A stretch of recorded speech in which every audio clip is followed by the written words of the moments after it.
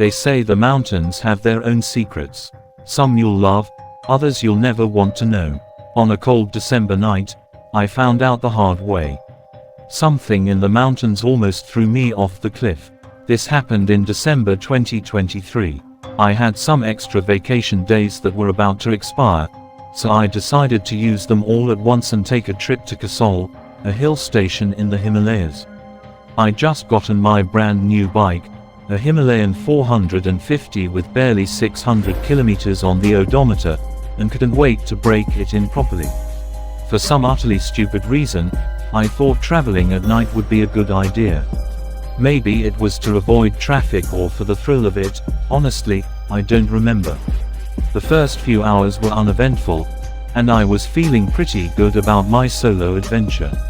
Around 2:30 a.m., I began ascending the winding mountain roads. Zigzagging my way uphill, I started feeling the strain after 5 straight hours of riding.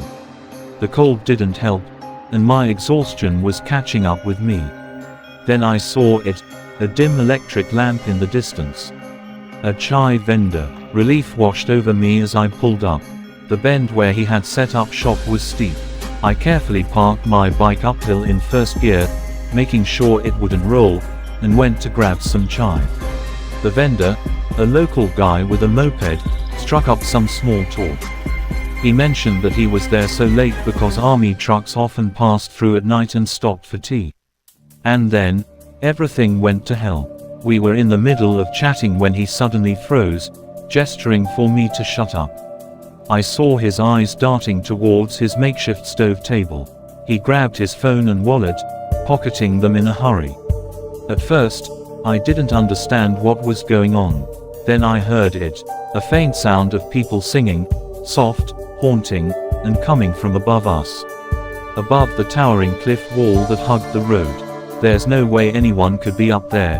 Even a monkey couldn't climb that sheer rock face. The vendor's expression darkened. He grabbed my elbow, leaning close, and hissed, "Saab, Bargo Jaldi. Sir, run quick." Without waiting for my reaction, he jumped on his moped, muttered something under his breath, and sped downhill, disappearing into the darkness. I stood there frozen for a second before the sound of a man's voice, clear and angry, snapped me out of it. It came from above the cliff. "Vahi Rook, stay where you are," the voice bellowed. "Hell no." I flicked my cigarette to the ground, yanked the keys out of my pocket, and scrambled onto my bike. My hands were trembling as I started it. The road downhill wasn't an option.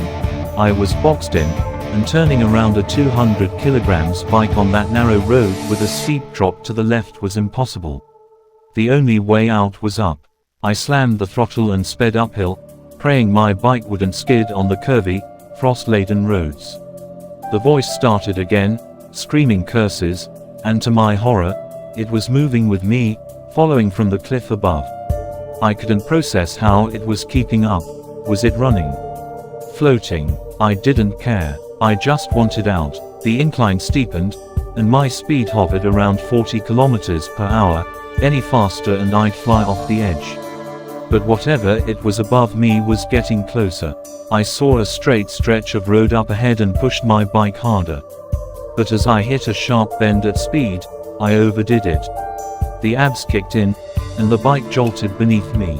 My tires skidded just a bit, and I stalled.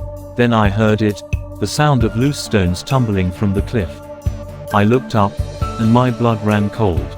Something pitch black was scaling down the cliff with horrifying speed. It had too many limbs, 5 or 6 at least, and moved more like an insect than a person. Before I could restart my engine, it leaped. The thing hurtled through the air and slammed into me, striking my shoulder with one of its clawed limbs and smashing headfirst into the fuel tank of my bike. Its momentum sent everything flying, my bike, me, and the creature, toward the edge of the cliff. I hit the guardrail, and my bike landed on top of me, pinning me down. My shoulder screamed in pain, but the creature didn't stop.